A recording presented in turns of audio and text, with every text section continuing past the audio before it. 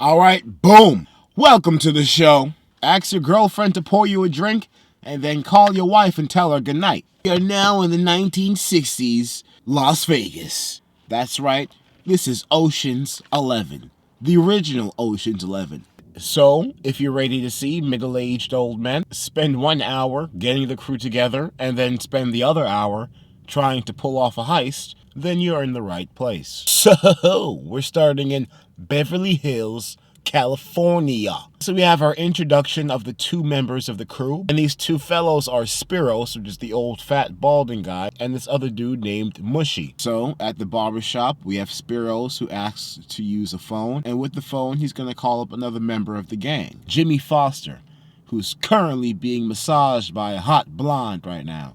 I'm not gonna lie, I kinda wish I was him right now, too. The hot blonde picks up the phone and tells the operator that Daddy isn't home right now. We got our first introduction of Danny Ocean, who looks a lot like Frank Sinatra. So Danny, you know how he does it. Well, at least you don't know, but I'm gonna tell you how he does it. Picks up the phone, smooth talks the phone, says a couple of sly, quick, cool lines, and really gets off the phone. While Danny does love getting massaged by hot blonde number 2, it's time to get down to business. So, tells the bitches to leave. Back to those two gangsters, Mushy and Spiros.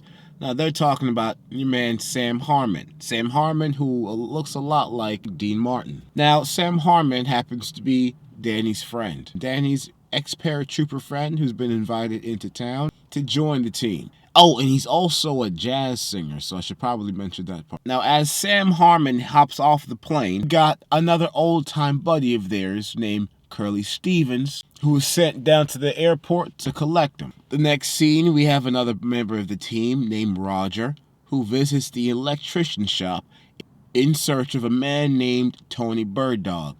Now, Tony Bird-Dog is a legendary crewman. The problem is that Roger finds out from Tony's associate that Tony is right now currently in San Quentin. So after hearing that unfortunate news, Roger has to call back to home base. Later that evening, Roger visits one of his friends, who happens to be a hairdresser. And from this vital moment, we learn that Tony Bird-Dog is going to be released the next day. Something about amnesty, they said. And perhaps, maybe Danny Ocean could have had something to do with it. Now, later that night, we have Danny and Jimmy go out to the strip to visit one of the clubs where they can find one of their old-time war buddies, Vince. Vince, who happens to be performing with his wife. Clearly, she loves his money. As soon as Vince has some free time to talk, Danny and Jimmy pull him aside to discuss the fact that there's a job that they'd love to invite him in on. But the problem is that Vince is getting in his own way right now.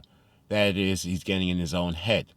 And he's too afraid to make that big move because he doesn't want to endanger his wife. Now, a few moments later, we got this drunk cowboy who wants to make an ass of himself. In front of everybody, he's catcalling Vince's wife, which makes some of the audience members laugh. But this sends Vince into a furious, jealous rage, where he zooms across the room, gets his hands on the drunk cowboy, and punches the shit out of that motherfucker. And it was going like that until the club manager and another punk-ass employee decide to step in. Now, at this point, all hell breaks loose, there's chaos in the room, and they use that to slip out. A few moments later, we can see the boy sneaking out of the kitchen entrance. After being chased, still at his old age, Vince is now tired of being bullied and being harassed, so he decides to take on the job.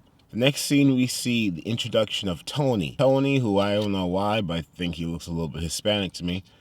Could be Mexican, who knows. Anyways, the day after being released from prison, he goes and he meets his son, right? His son who he hasn't seen in many, many years, and who could also be currently right now in military school. The son is looking at Tony like he owes him money. Tony heads out of the military school and runs into Roger. Now, this interaction looks a little bit more pleasing for him for some reason. After the two catch up for a scene or two, Roger feels like it's the appropriate time to inform Tony about the plan. Fortunately, currently right now, he's not willing to risk the access he has to his son and everything else got going on behind the scenes just for a simple job. But that is until in the next scene, like right after, with no breather at all, we see Tony getting chronically diagnosed by a doctor, an illness that apparently the director, the producers couldn't think of any, so they just decided to raise up the volume. And since this happened, Tony, re-offered the opportunity again, decides to now take it. But he's not doing it for himself. Tony's doing this job for the future of his son. Later that night, we have Sammy Davis Jr. We got this dude, black dude named Josh. So while Josh decides to start singing for his garbage truck crew guys, for some odd reason, we see Vince pull up and they catch up for a bit. And after catching up, Vince tells Josh about the plan that Josh is all in on the first hear on it. The next day, on an elevator, we have Danny, who runs into his wife, who currently right now are on bad terms within the marriage. So much so that Danny believes that he has to actually do anything on his part to try to save the marriage. Invites her upstairs, where in the room they can have a brief conversation. And what Danny proposes is that they together go on a vacation just to spark up the fireworks. But although she appreciates his optimism, and currently right now she don't want to try to save the marriage, so she rejects him. Next scene, we have Jimmy back at home base, who's calling his mama up for some money that he plans on using to invest into the scheme. Later on in that evening, we have this red-headed devil that Danny's currently been smashing. She visits the home base in absolute mad rage, right?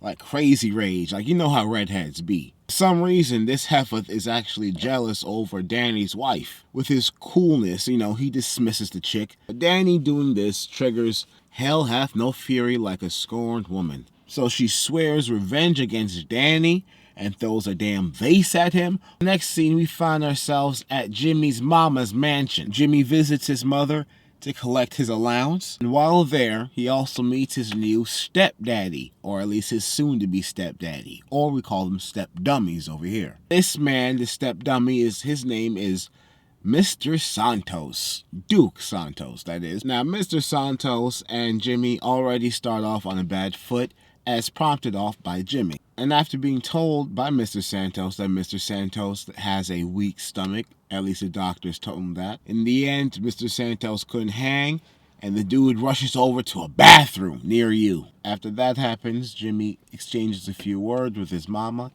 takes the money that she's got waiting for him, and takes off. Now, the next scene, we're at the meat and potatoes, right? So we got Jimmy and Danny now currently going over the mission with a team of paratroopers. Plan being to rob 5 casinos in one big night. How? Well, they're going to try to black out the whole town. Tony will rewire the security systems, triggering the bank doors to open, or something like that. Now, everybody happens to be on one accord, that is, except for Sam.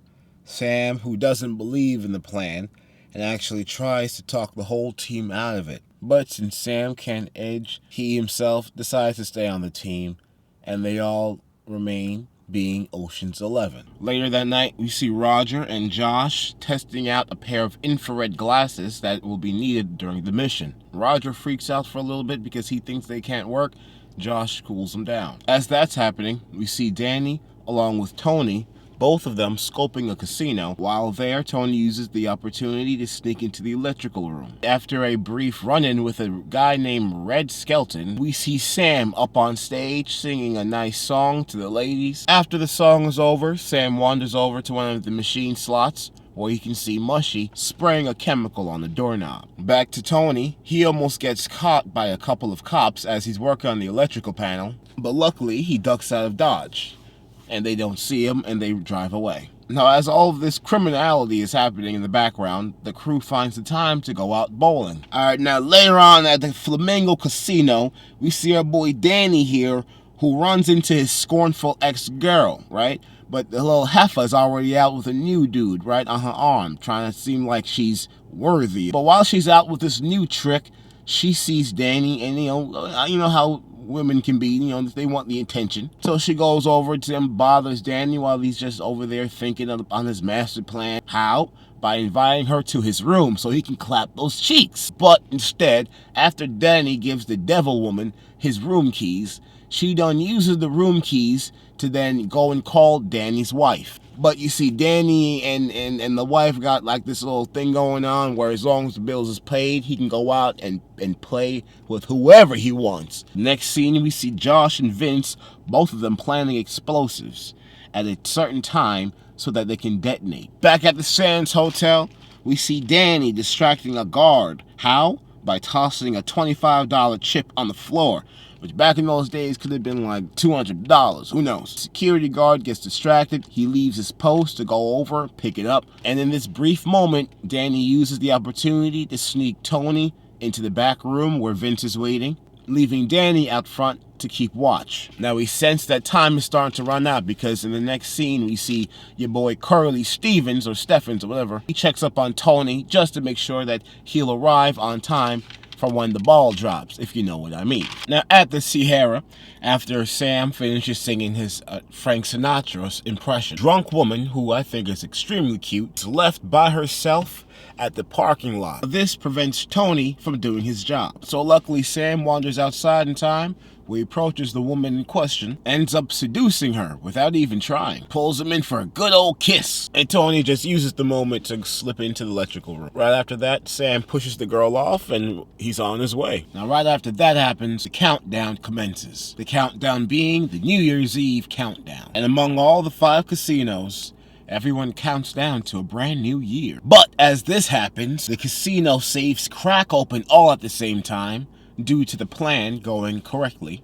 Thank you, Tony. Which springs the crew into action as they all collectively rob the offices of the casinos in pure darkness. However, Tony, as he's looting one of the casino's safes, doesn't look so good right now. Not too soon after the crew busted in and stole the money, the reports are flying into the sheriff's office, all reporting that their respective casinos have been tooketh. The crew are trying their best to creep out of the city under the radar. Tony unfortunately keels over dead right in the middle of the street. Back to Josh, who's driving his garbage truck around the city to pick up the trash from the casinos. And one of the brilliant parts of the plan being that the robbery money is inside the trash of each of the 5 casinos. At the garbage dump, we see Josh, who's stashing the robbery money inside of an old beat-up car. A few scenes later, we see the casino head honchos all piled up in one meeting room to discuss what to do after the robbery. They hire a man who happens to be an expert in this field. Your boy Duke Santos, Jimmy's step-dummy daddy. Mr. Santos agrees to do the job, however, only for a 30% finder's fee. Reluctantly, because their backs are all against the wall, the casino head honchos all agree. Back at the sheriff's office, we see the sheriff receiving details after Tony's body has left the autopsy. Back at Santos' office, we see him trying to use the phone. Annoyingly, we also see Jimmy's mother on the phone, gossiping, bragging, this and that, as she's making one of those errand calls. He hears some interesting details that connect Jimmy to the paratroopers to the robbery. After learning this pertinent info, we see Mr. Santos visiting Danny and Sam for an unexpected visit. However, instead of ratting them out, he decides to do something a little bit more devious. Duke Santos demands a 50% cut, and this leads Sam into thinking of a bright idea. Later that night, in Josh's garbage truck, we see Danny, Sam, and Jimmy all applying this black grease to their faces to conceal their identities. In the dark of a room, we see a casket being opened and money being dumped into it. The next day, in order to retrieve the money that they dumped into Tony's coffin, the crew attends his funeral. The sight of these men at the funeral definitely concerns the funeral director, who then calls up Mr. Santos to swing on down. Just the sight of Santos surprises the crew. A few moments later, right directly in the middle of the service, crew one by one hear a strange sound. Danny asks the man beside him as to what the sound is, and we turn this out that Tony right now is getting cremated. Meaning all this damn time and effort they put into finding the money and getting the money, stealing money, yeah, that was all a waste. Everything's gone, it's burned. Because of this, the crew just decides to walk out of town one by one, disappointed as all hell. Alright everybody, thank you for watching. That's been another recap over here by Free Range Movies and TV. It's been a wonderful time recapping the original Ocean's 11. Let me know what y'all thought about the video down below in the comment section. Please like, share, and subscribe, or do one of these things. And I'll catch you again on the next video. Peace!